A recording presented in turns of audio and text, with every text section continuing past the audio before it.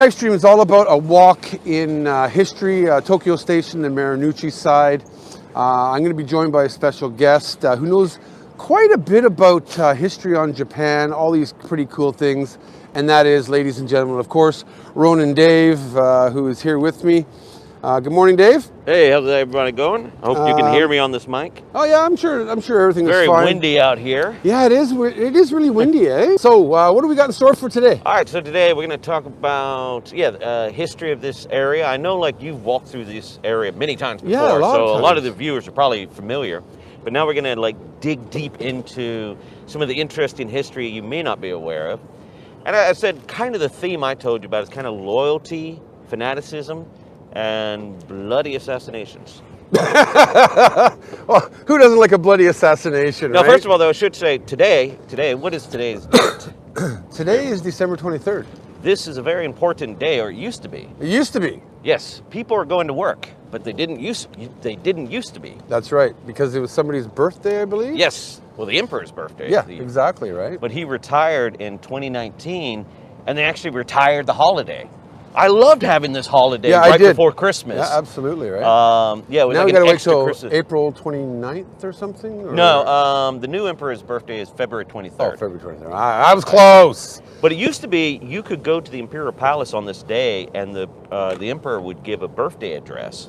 Ah, through the balcony thing or whatever. Up there, right? yeah. So I went like 2, maybe 3 times. Oh yeah, right on, right on. Yeah. The big one, though, to see him is on January 2nd. That's when the emperor gives a New Year's address. But yeah, so today is his birthday, and the former emperor is still alive. So happy birthday, Tanjobi. Yeah. All right. Let's, oh, and I forgot, but it's also, of course, 2 days from Christmas. So I brought you a little Christmas present. Aw. Sorry, I didn't wrap it. But, hey! So you're a whiskey man. Whiskey, people. This we got is, whiskey. Nikki? No, the rich blend. Yeah, I like black because I mix it with Coca-Cola. Okay.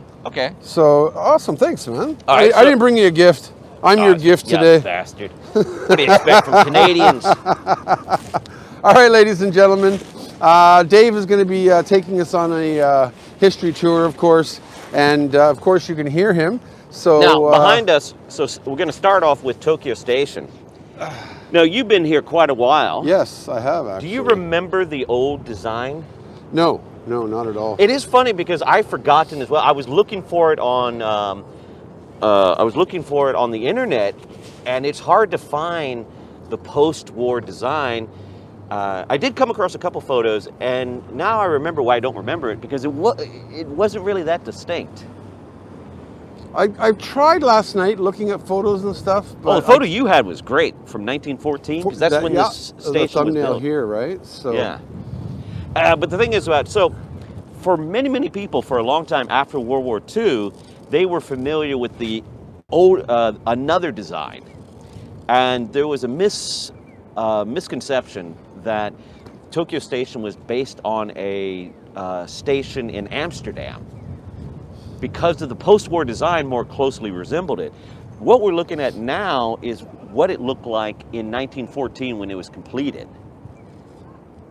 And so, it was never meant to be based on that Amsterdam station. Yeah, I heard that was a rumor or something, right? Well, again, I think it had more to do with the post-war.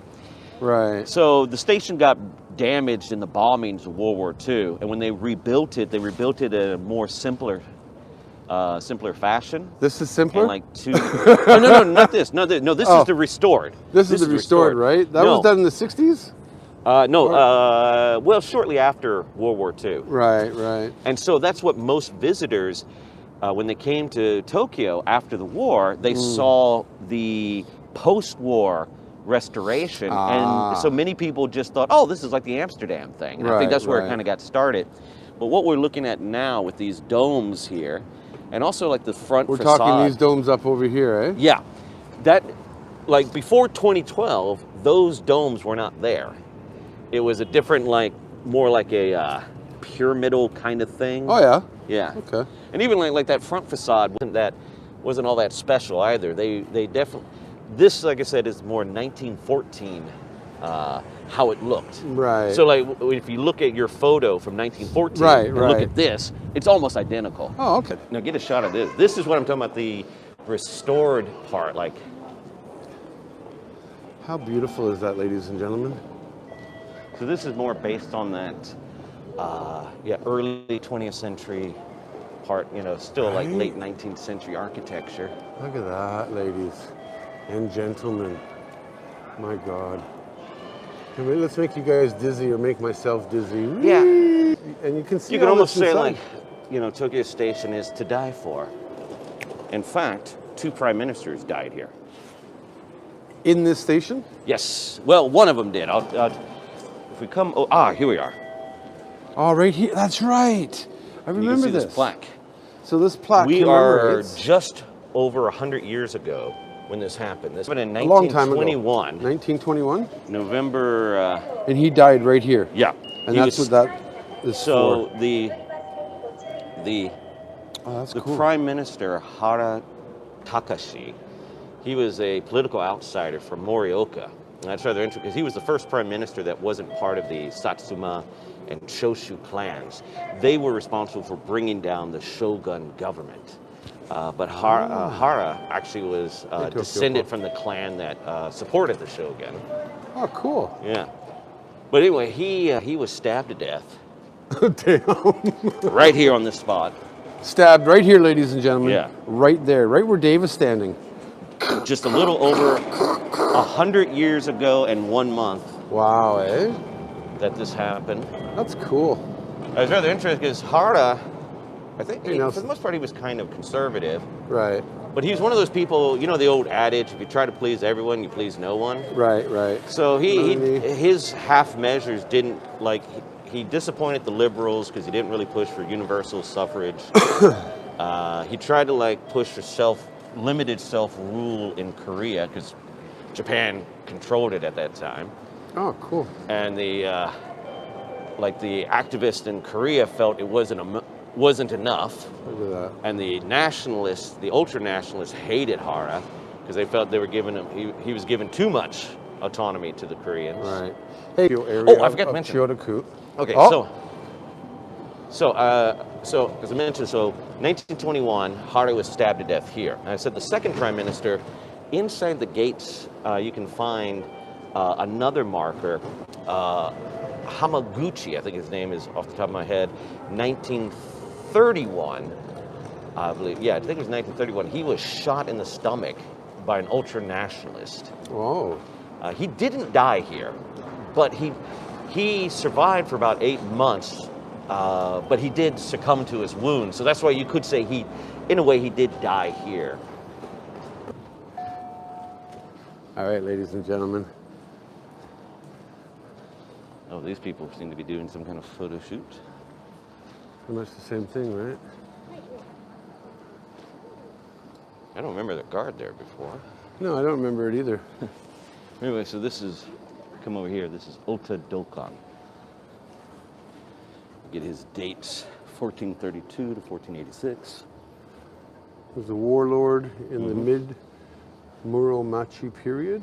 Yes. So I will you guys can freeze frame it right now. Pause it. You guys can read everything about it, but you know a lot about it, Dave? Oh, yeah. Of course. I mean, not that there's a lot of information on him, because he's kind of at a period of time that doesn't get studied a lot. He's kind of in between, more historical, important things. So he does get overlooked. But anyway, Ota Dokan, for our sake, is famous because he is the one that built the first castle. Oh, cool.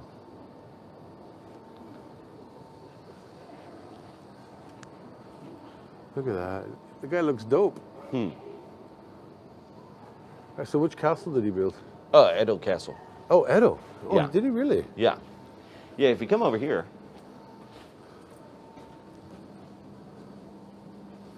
this is what his castle looked like. Oh, cool. But you see, most of it, you don't see a lot of stonework, and you definitely don't see a castle keep, because that wasn't a thing in his day. That was a much later thing. And most of it is earthen earthen embankments. Oh, okay. But yeah, and the reason why this is important because more than 100 years later, another warlord came to this area and decided to build his castle pretty much in this area. In that same area? Because he saw the same thing that Ota Dokan did, that this area was a good, both defensive and economic area that he could benefit from. Oh, okay. And that warlord was Tokugawa Ieyasu, and he is the one that started the Tokugawa shogunate, right, which built up what was back then Edo, right, and later became the capital of Tokyo. Right. So it's kind of like he kind of helped bring about this guy, the Tokyo we know today, because the warlord Tokugawa, he was like, oh, I see what he was up to. Right. And this here, of course, is Edo Castle. Yeah. So this is the one that was built later. Like he didn't build that. That's right. You can see it's this is the 1638 one by the third shogun Tokugawa Ieyasu. Oh, cool. But yeah, that's why I say he's famous for two things. Like, one, he's famous for building Edo Castle and kind of getting the idea to Tokugawa 100 years later to do it. Right. Also, if you may remember, we did a beer. What?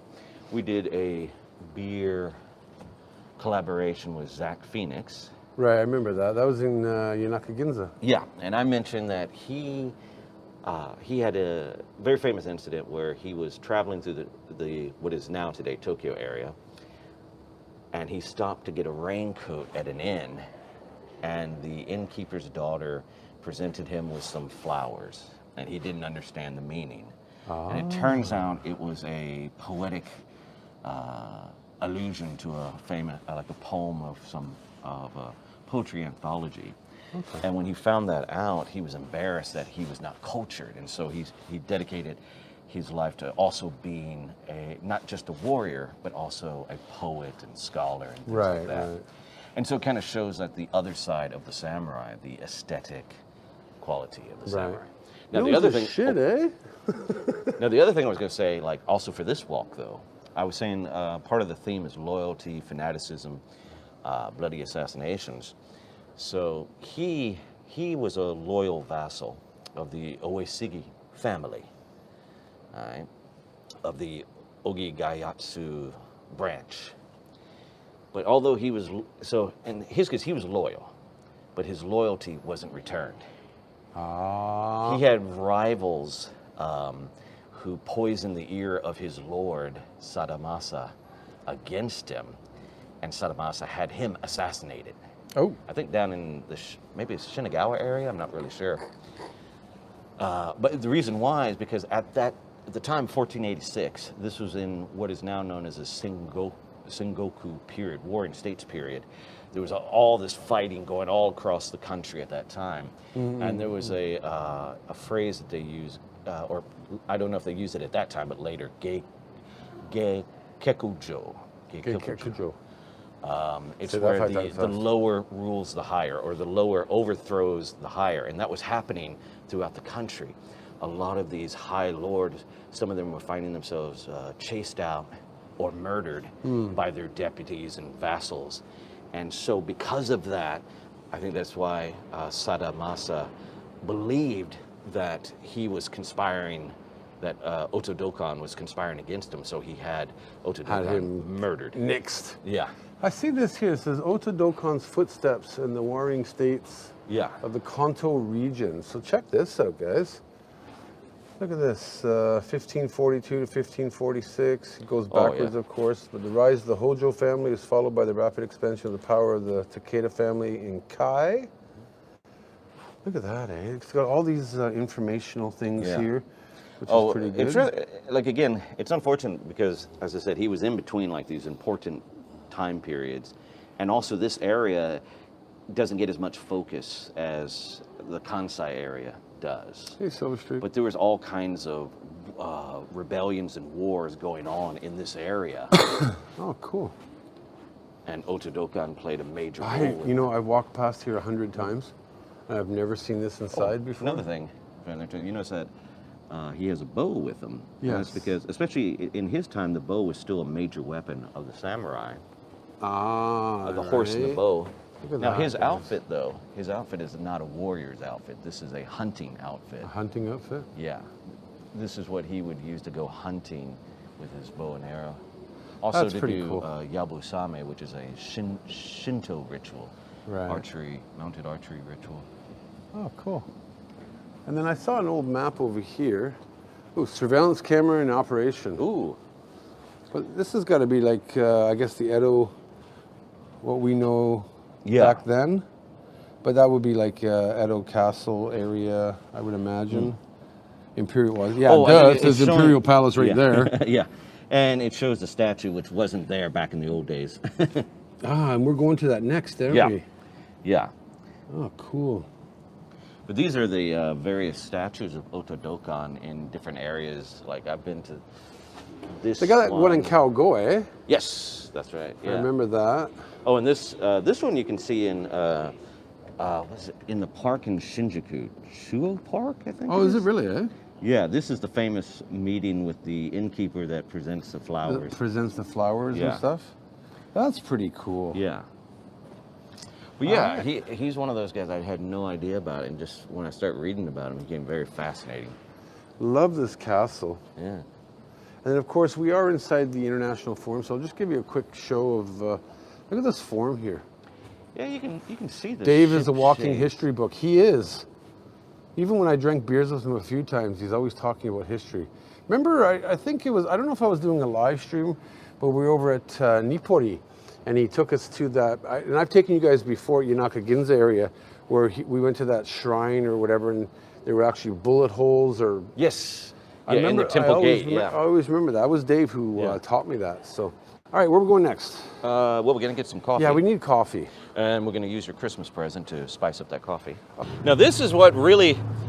Some people get disappointed with when Edo Tokyo Castle because there's no keep.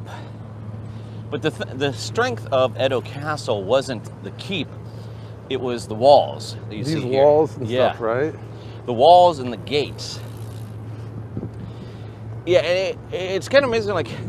In its day, Edo Castle in 400 years ago, 300 years ago, was this massive, massive castle that nobody would have been able to take back in the day. And it's interesting is that when it all came down to it, the castle was surrendered without a fight. Despite all these fortifications and whatnot. Right. It was just a lot of people, the fight was not in them. Those of you that are joining late or popping in and out, I am with Ronan Dave, a friend, fellow YouTuber. His channel is in the description, of course. But he knows a lot of history on Japan. I don't know how he retains this with the amount of alcohol I've always he been drinks. pretty good with history. But the thing is, actually, before I came to Japan, I'm not one of those people that was enamored with Japan before I came. I knew very, very little. I wasn't interested in anime, wasn't interested in martial arts, even though I did some when I was in college. Wasn't interested in the history. It just, when I came over here, it was just kind of a lark. And then when I started studying the history, I became more fascinated and just kept, it was like the more I learned, the more I wanted to learn. I'm actually, when it comes to the history, I'm actually kind of weak on the late 19th century and 20th century. I just know the basics. So you know like the 14th, 15th century? That's more my field. Wow, impressive. That's for damn sure, people. But I do want to get more into the Meiji era and basically more understand like what the hell happened that led to World War II and the fanaticism. Right.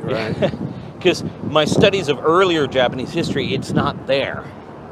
It was a later day phenomenon. All right, so now if you show the camera that way, that gate, and we're going to see the other side of that gate. Over there, okay. But we're not going to cross over because it'd take too long to get over there and back. Right. But this is the Sakuradamon Gate. Where that White House Castle gate thing that's is? A gate. Right over there, that's a gate there, ladies and gentlemen. Outside of there, in March of 1860, a huge event happened there. the top official of the shogun government. Not the shogun, but at that time the shogun really didn't have that much power. It was the head Taira who really had the power. His name was Naosuke. He was the one that negotiated treaties with Europeans and the Americans when they came in. All right. But you called that? Oh no, that was the station. Okay, never mind. That set off a lot of these outside these lords, and a group of Ronin from the Mito domain and one from Satsuma. Mito is now Ibaraki. They ambushed him as he was, I believe he was leaving the Imperial Palace.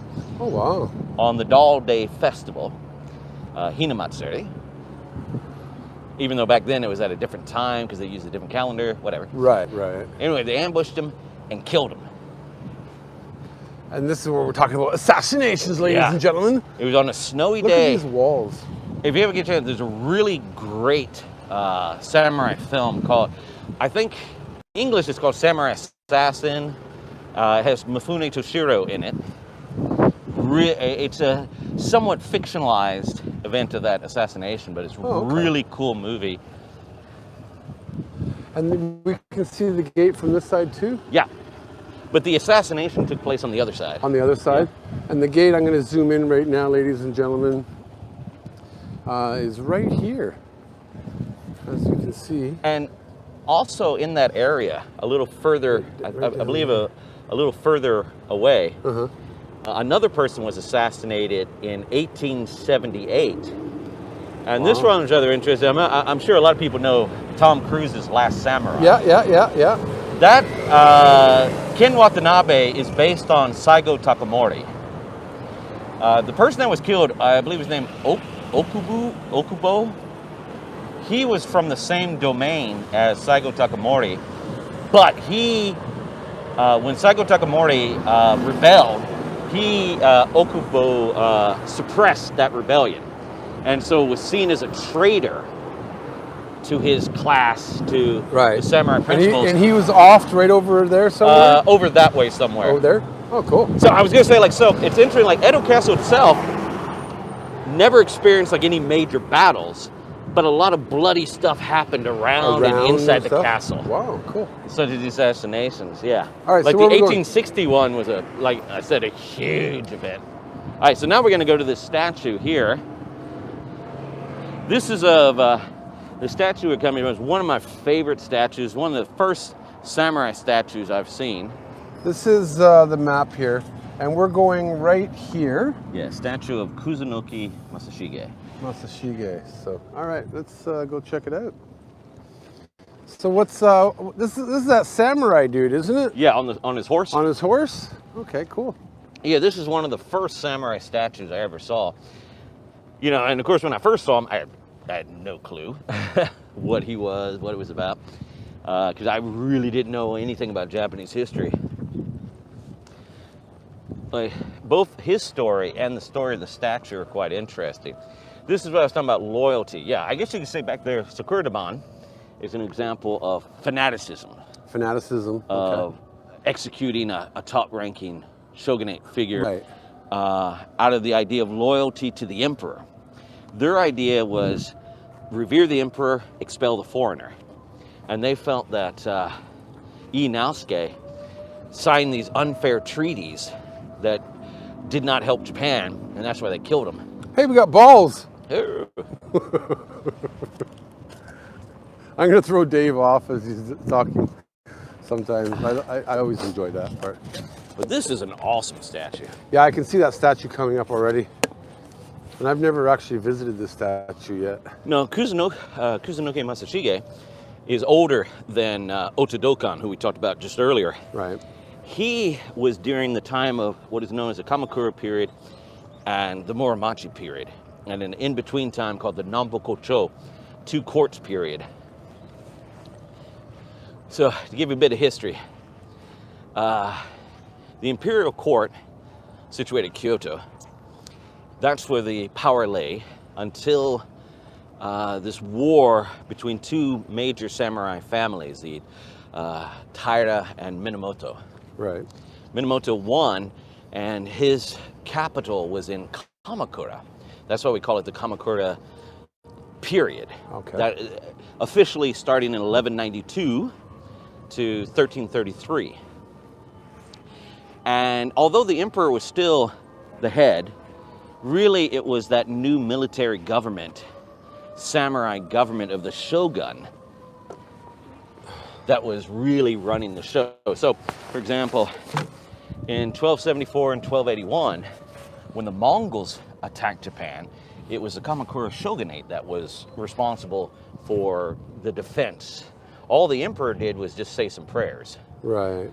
So, because a kamikaze, a divine wind came along, they said it worked.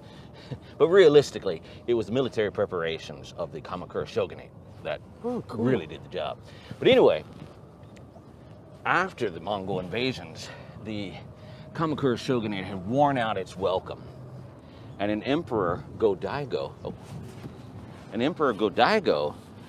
was thinking like, you know, why do we have this power structure? The power should be with the imperial court, not with this group out in, you know, Kamakura. And so he basically he led a revolt against the Kamakura shogunate, and one of the people that answered his call was this guy, Kusunoki Masashige, from what is today now the Osaka prefecture area. Oh, okay. And although he himself did not defeat that government, he was responsible for tying up the shogunate forces in the west, allowing other people to also rebel, and I guess inspiring people. Right. And a lot of things that he did was more almost ninja-like. Because he was outnumbered, he used a lot of tricks. Yeah, so this idea of this, you know, this image of the samurai being all honorable. Right, you know, right. You know, that's all like later day stuff.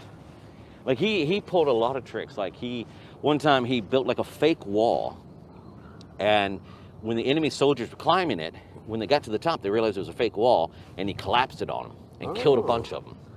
Other times he used dummy soldiers. When his castle was about to be taken, he and his men disguised themselves as the enemy troops and just quietly made their way through the enemy ranks and escaped. Oh, that's cool. It says here, this bronze statue of Kusunoki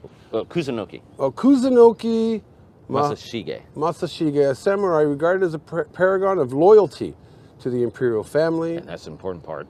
This statue represents Kusunoki awaiting the return in 1333 of the Emperor Go-Daigo of 1288 to 1339 from exile in the Oki Islands in the Sea of Japan. Kusunoki was a brilliant strategist who defeated the Kamakura shogunate in 1333, allowing the emperor to restore imperial rule, albeit briefly, after almost 100 years of samurai rule. Oh, 150. 150 years of samurai rule. So that's good. He didn't cool. he defeated shogunate forces, but it was actually another colleague of his, Nita Yoshisada. He is the one that attacked Kamakura itself and ended the Hojo. Oh, wow. The Hojo reign. Right, right. But like I said, he is held responsible because he like I said, I think his actions inspired other people to join. Now the thing about what I said was interesting about him, both his actions back in the 1300s, but also this statue was put up in I believe the 1890s. I think that plaque is actually about the person who presented this to the Emperor Meiji. And this is where it gets really interesting because so he, as I said, paragon to the loyalty of the imperial family. This idea of this complete devotion to the emperor that we think of from World War II, when soldiers were willing to die for the emperor, hell, even school children. That's a much more modern phenomenon. Right. The Kamakura shogunate, for example, in the beginning they were careful not to show disrespect to the emperor, but not too long into there was a fight between the former emperor and the shogunate, and the shogunate whooped him soundly. Damn, eh? Yeah. Oh, it's interesting. I've heard of this statue, but never knew any history about it. All right. The other thing that's important about the loyalty, though. So, as I said, Nita Yoshisada, he actually defeated the Hojo in Kamakura. They were the ones running the Kamakura shogunate at that time.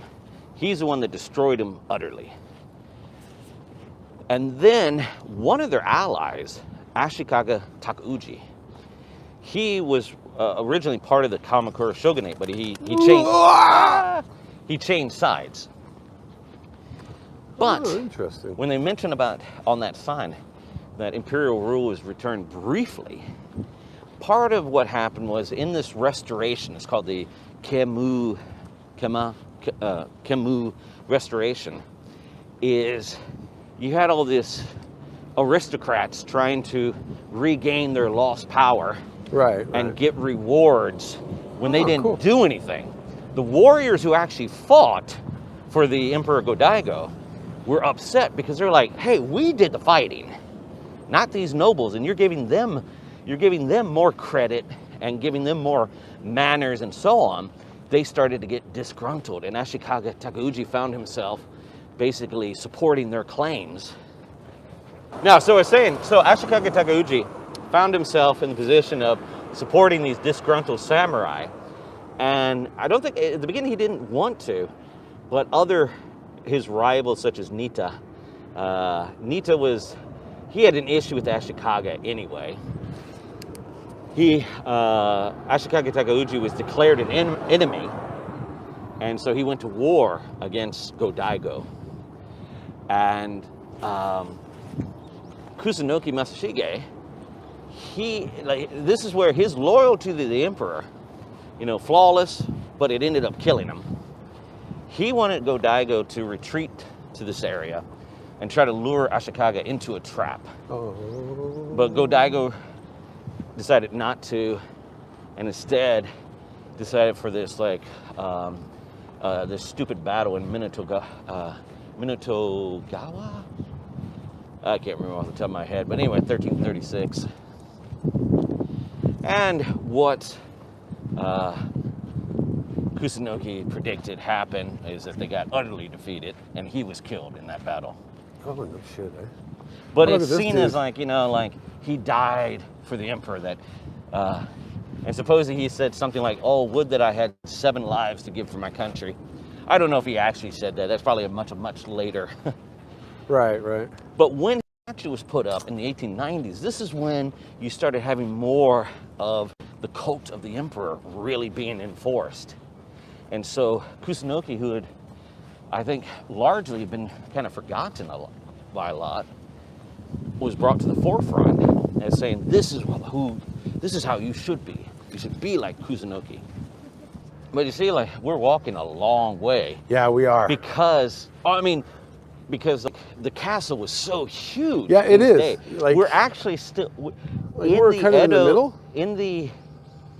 In what is known as the Edo era, 1603 to 1877. This was part of the castle. Right. Like I said, it was. Yeah, what we have today doesn't do justice to what it was before. It was a huge fortification. Right. Now, we are coming up to a park over here, which I've shown you guys. I don't know if we'll pass by it. You show over there. So, over there. There it is. Can you see that, ladies and gentlemen, way over there? What is that building over there, Dave? That's now a modern building. I forget. Oh, is it just a modern building? You're not allowed to go in there. Right. But over to again, you can't see it, but over to the left is where the Imperial Palace is, where the Emperor comes out on a balcony. Oh, okay. But you would go through those gates right there? Is that no, actually, that's where you come out of. Oh, that's where you come out of? Yeah, actually, let's walk up this way so we can see, I forgot about Nijubashi, kind of back over there. You go into the Imperial Palace, basically, it looks like a parking lot. Okay, I know that area, yeah.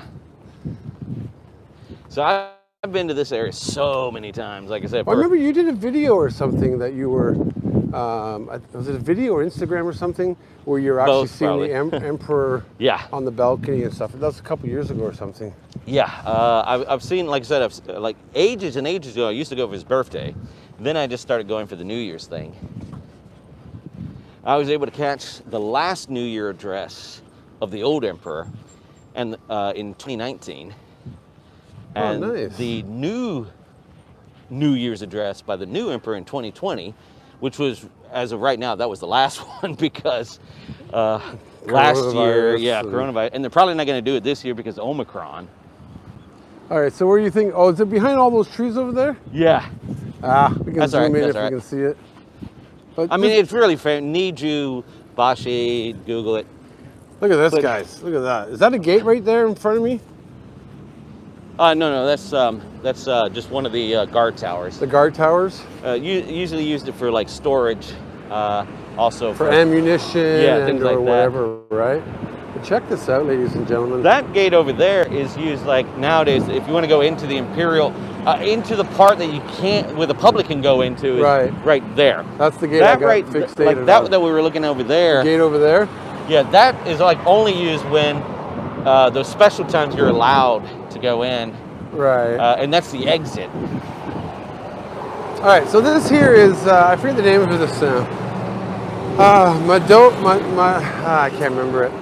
But this park up here, it was actually made back in 1961 for the Emperor and Empress when they got married, I believe, and then it was reconstructed. It would have been the Crown Prince. The Crown Prince, right? Akihito. Right. But this here, ladies and gentlemen, you are looking at the Imperial Palace grounds.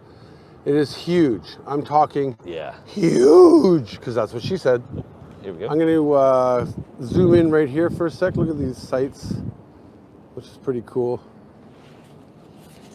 And this was built for 1961 when the Emperor and Empress got married, something like that. And then they actually refurbished it for the Crown Prince and Princess. And just recently, like I said, they just put a Starbucks in there. Oh, did they? Yeah. Just opened up about a month ago. Oh. That used to be like a wedding event hall kind of style thing.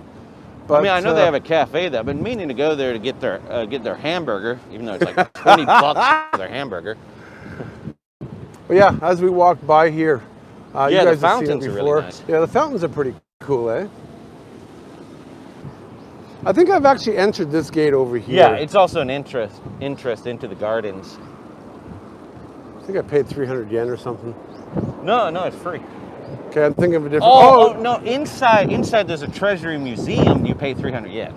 Oh, maybe that's what I did. The gardens are free. Like, you can wander around. It's kind of boring inside, to be honest. Yeah, and that's why I said I can understand why people... Look at these walls. You know, when they think castle, because there are other castles that there's more castle, you know? Yeah, right? You go inside there and it's just trees and fields. And field, right? It's not like Osaka Castle, Nagoya Castle, you know, places like Himeji Castle. Oh God, yeah, Himeji is I went there, it's but they were still in construction, restoration or whatever. Yeah, that was about 10 years ago. I went there, and I was a little disappointed, but still, I got to see. I've been to Himeji during cherry blossom season. That was really nice. Oh, that would have been beautiful, yeah. And of course, I haven't made a video on it yet. I've got so much footage I'm sitting on. But now that there's hardly any festivals going on, I might as well go through it. So this is the gate here. It's one of the entry gates. There's how many gates do you think there are? This is the Otemon Gate, by the way. The gates that they have now and the gates that they had back in the day. So many. But this here is the Ota. I believe it's the Otemon, which basically means front gate. It's funny because I always got confused that other gate I was pointing at. I thought that was the Otemon because it's a big, huge gate. Right, yeah, right. But this actually was the main gate back in the day where the daimyo, the lords, would enter the castle from here. And they had like something like 130 guards on this gate. Wow.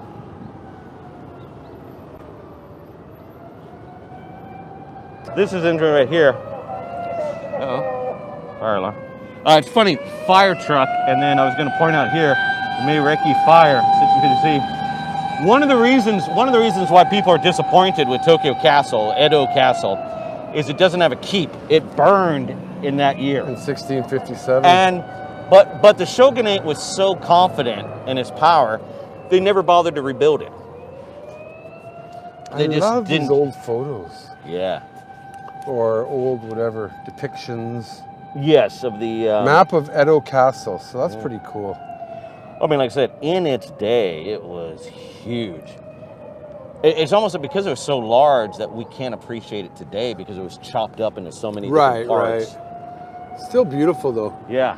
I mean, like that gate is really awesome, but it doesn't seem like it was back in the day when it was like a major gate. All right, Dave, so where are we going? Where is this haunted grave? Oh, along this way?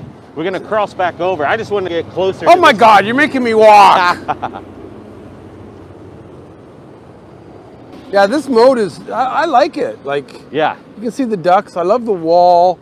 I love the construction of the architecture, whatever I'm trying to say here. And could you imagine back in the day, you know, you had to cross this 100-meter moat just to get to that wall, just to try and get inside. Well, like I said, that's why it was never attacked. And it says, keep out, Drew. See, right there, it says, keep out, Drew. Oh, damn, that coffee hit me. Woo! That's a good view of the gate right there. Oh, that is a nice view, actually. Here, Dave wants me to zoom in. Especially with the weeping willow. That is nice, eh? But yeah, we're heading over to some dude's haunted... You said it was a haunted grave. Yeah, okay, so I guess I'll start talking about that now. So we're going to the shrine, grave, I don't know what you want to call it. It's basically like the shrine of some guy's head. Oh, that's right. Yeah, I heard about this. So in the 10th century... You're funny. 10th century, there was a samurai called Taira no Masakado. Okay. He's most famous for leading a rebellion against the imperial court and basically taking the title of new emperor. So he was one of the worst threats that the imperial court at that time had ever faced. Boy, later on they wished that was the case. But anyway, he was killed in battle in 940 AD. 940 AD? Yeah. That's old, dude. Yep. Fair bit of time. Hey, are we going over that statue over there later? Oh, yes. That's awesome. Definitely going to be on the list. Here we go. Oh, it's right here? Yeah. So Taira no Masakado, he was killed in battle. His head was taken to Kyoto and put up. Now, Courtney, this is where legend comes in.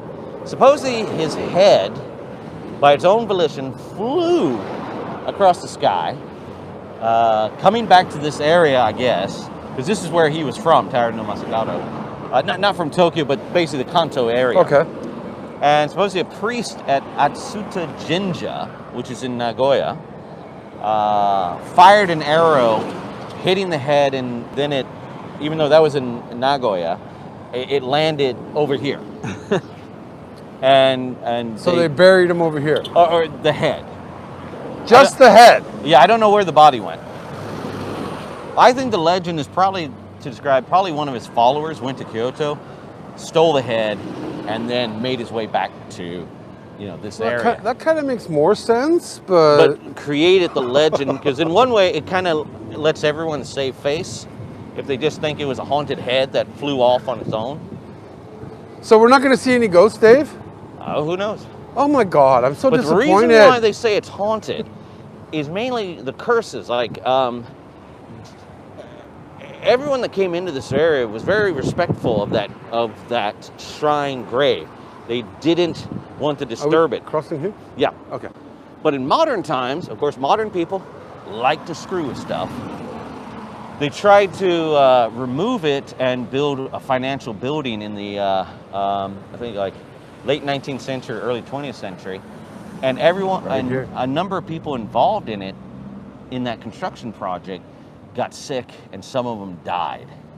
And then they realized, holy crap, we should just respect this. Then, after the war, the Americans decided they were going to build a motor pool over here. And the bulldozer driver, according to the legend, clipped something, and the bulldozer turned over and killed the driver. And then the Japanese told the Americans, like, look, you probably don't want to do this. We don't know, but, you know, maybe there's an angry spirit here. And so the Americans said, okay, fine, whatever, and they left it alone. Okay, so where is it? Oh, right over here. Now this is interesting. These are New Year decorations, the bamboo and the pine. So we'll start seeing these all over Tokyo for the next week or two. All right, Dave, take it away, because I'm just going to be quiet and pay my respects. Okay. So this here, ladies and gentlemen, is the haunted grave. Not sure exactly, but I'll probably try and get onto the Japanese information board here. Taira no Masakado? I never knew about this. Shitoru. Look how beautiful it looks, though. Omoshiroi. I don't know what Dave's talking about, but... America. Yeah, actually. You see, this is the... showing him the book that you wrote, I think. Oh, hi. Very respectful young man that Dave is. 面白い。多分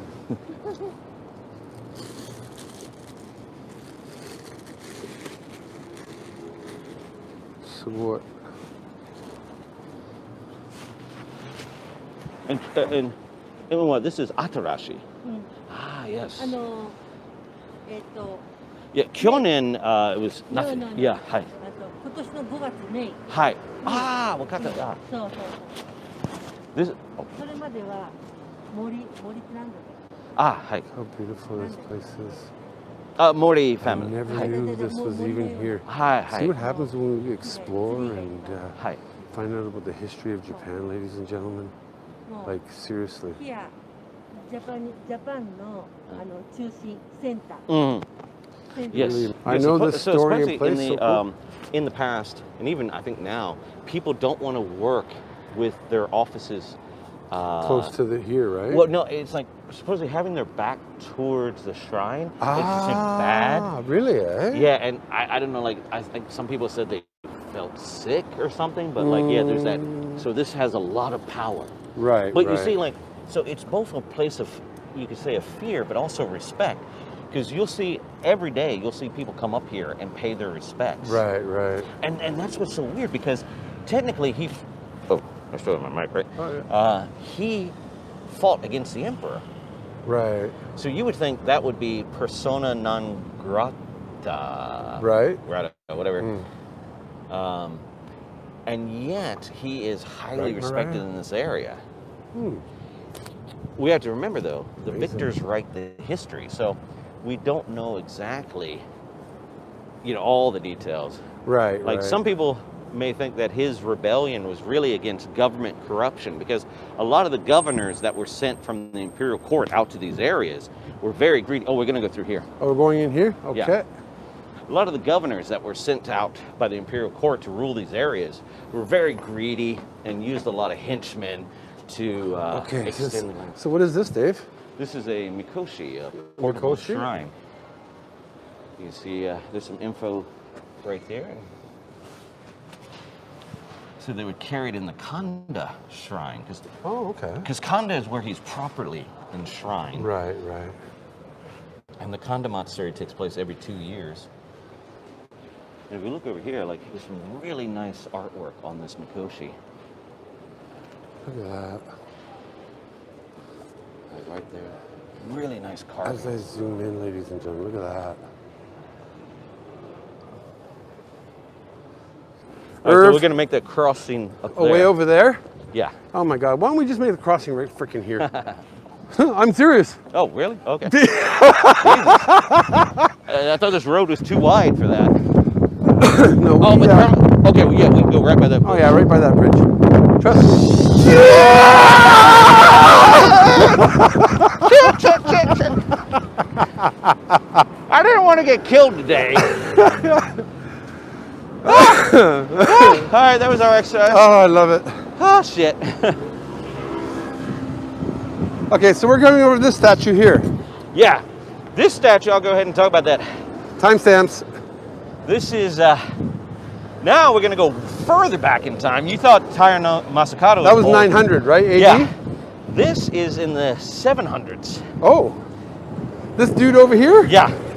I mean, the statue's not. The statue was only put up about less than 100 years ago. But it represents 700 AD. Yeah. Damn. This one's rather interesting. His story is related to the last ruling female empress. And kind of one of the reasons why, like when people talk about the controversy of a Timestamp coming. of a female emperor ascending the throne, because the now emperor, his child is a daughter. He doesn't have a son, and so they're talking about giving the next after him, the next emperor will be his nephew. Oh, okay. But some people are saying, oh, that's not fair. It should be his daughter. Yeah, right. Anyway, back in what is known as the Nara period. Nara period. 710 to 794. Wow. All right. This one emperor, he retired, abdicated in favor of his daughter. Amazing enough, Ko-kin, her name was. She was empress for a number of years, and then she abdicated for, like, I think her nephew, because the men have to rule, right? Right, of course, yeah. But she still had so much influence. And after this sort of incident, she actually deposed her own nephew, retook the throne as Shotoku. Oh. Now, when she was Shotoku, she had a spiritual advisor, a guy by the name of Dokyo. Okay. Some people called him like the Japanese Rasputin. If you know Russian history, Rasputin. I do. He was her spiritual advisor and confidant, and some people say lover. Okay. And he was given a lot of power by Shotoku. And at one point, sorry. No, keep going. I'm just backing up, that's all. All right. At one point, he allegedly got a oracle from a shrine way down in Kyushu, Usa Shrine, the Hachiman deity, that said the emperor should name him as her successor. And that was like what? Because up until that point, all of the emperor and empresses were descended from the sun goddess, Amaterasu Omikami. And from her, the first human emperor, Jummu. And yet, he says this oracle said that he, Dokyo, who had no connection, bloodlines with the imperial family, should become the next emperor. Ah. Of course, a lot of people were like, really? What? And the Fujiwara family, a very powerful family that became even more powerful in the next period, they sent this guy, Wake no Kiyomaro.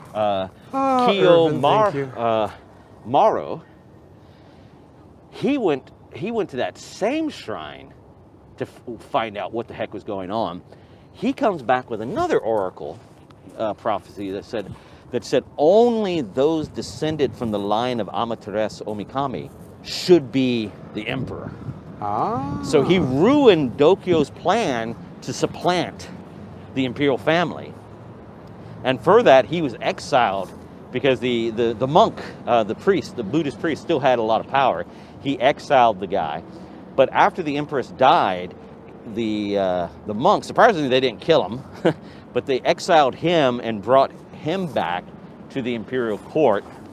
And then later, he's one of the ones that advised the later emperor to move the capital to Kyoto. His statue was put up during, I believe, the Showa era. And again, this is the Showa era? Yeah, Emperor Hirohito.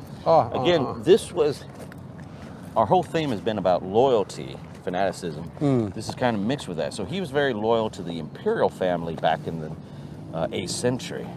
But his statue, this statue here, was put up at a time when the cult of the emperor was becoming a huge thing. And again, so we had the Kusunoki one put up during Meiji's time. Right. This one put up in Showa. And again, it was the message was loyalty to the emperor. Ah, okay. So this is called the Hirakawa Gate. Oh yeah, this was the entrance for the Oku, which was the women's quarter. Very similar to the Sultan's harem. Many people think like a harem was just where the Sultan got it on, but actually the harem had a lot of power, a lot of influence that now we're just starting to realize more. Same thing with the Oku is the women's quarter, and they also had a lot of power and influence over the shogun government. Oh, really? One of the ministers, Tanuma, in the kind of late 18th century, he used the Oku to help him get power and bribes and so on. So he knew who to influence. Oh, okay, cool. So this is where we're going to finish, or are we finishing up at the other right one? up here at this Okay, bridge. we're going to finish up at this one here. All right, so what do we got here, Dave? Because this is where we're finishing up. Yeah, and yeah, because I gotta pee. This is remains of Takebashi Gate. Yes. Ooh, look at that. That is a nice That is photo. gorgeous, actually, eh? Here, let me zoom in better there. They really did a good job with these. And then, of course, signs. the circle is where we are right Yeah. now. If you guys noticed before. So the name of this gate comes from the fact that the bridge, Bashi, was originally built of woven bamboo. Yeah. Take. Take Oh. is bamboo, yeah. It was constructed in 1620 by the feudal lord of Sendai Han. Date Masamune. That Ken Watanabe, he played. Oh, he played Datamasu. in one of the NHK dramas. Oh, okay, cool. Yeah, it's interesting because Date Masamune historically doesn't get a lot of attention, Right. but in the more dramatic side, he's a very, very popular Oh, I character. can finally sit down after 2 hours. I think that beautiful? they've done 3 NHK dramas on Date Masamune. Oh, really, eh? I was gonna say, now what is interesting about this bridge, this is an incident many people don't know about, but in 1878, now remember I was talking about the loyalty of the emperor, Assassins. Assassins. What happened here was, now if you know the movie Last Samurai, Ken Watanabe. Tom Cruise. Ken Watanabe. Yeah. Ken Watanabe was based on Saigo Takamori. And unlike in the movie where he eschews guns and all that crap, Saigo Takamori had no problem using guns. That whole idea of guns, samurai, the samurai not liking guns is just modern crap. They had no problem. As soon as guns started becoming, they were mass produced in Japan so much, like by 1600, there were more guns in Japan than there was in Europe. Really? Yeah. And then afterwards, the Edo government, kept a tight control over gun manufacturers. But all the daimyo had guns, like the retinues that would come here every other year for their residents. Part of their retinue was these musket bearers, but they couldn't take the guns into Edo. The old idea was, guns out, women in. Like their wives and children had to stay in Edo as permanent hostages. Oh. And guns were not allowed into Edo. But the guns were all around. So this idea of the samurai thinking guns were dishonorable, again, is just a bunch of crap. But it was reinforced in The Last Samurai because Ken Watanabe's character only used the traditional samurai methods. But I'm like, the traditional samurai methods of when? Well, yeah. Exactly, right. So that's It was a good movie. I do like. Now I will say, I do. From an aesthetic point of view, I think it's a good movie. I like it. But anyway, Saigo Takamori, he helped the emperor restore power and drive out the shogunate forces. In fact, he was the one, going back to Edo Castle, he talked to one of the shogun officials, and they negotiated a bloodless surrender of this castle. So this castle never saw battle. Plenty of other bloody stuff, assassinations and so on, but the castle itself never saw battle because of Saigo Takamori talking to who's called the father of the Imperial Navy, Katsu Kaisha, I believe, and they negotiated the surrender of Edo Castle. Saigo Takamori, even though he helped, just like Ken Watanabe, he was a huge supporter of the emperor. But when the samurai started, like, their status was being limited and diminished, he rose up in rebellion in I think down in Kyushu, and eventually, just like in the movie, his rebellion was ended. He was killed. Right. Now, Takebashi Bridge, it's called the Takebashi Incident. You can look it up. And this is the Takebashi Bridge we're talking about here. Well, not anymore because it's not of bamboo. But a number of people involved in suppressing Saigo Takamori's rebellion, they got angry because their bonuses were reduced. And see, this is one of the things. This is when, like, you have to understand, like, you were going from a feudal society to a modern society, but there was a lot of, pitfalls and stumbling along the way. Right. A lot of these guys were thinking, in the old feudal system, you served a lord, and especially way further back, you fought for the lord, and he would reward you. That's how it was. Yeah, true. And if a lord didn't reward you, you would leave or kill him. Right.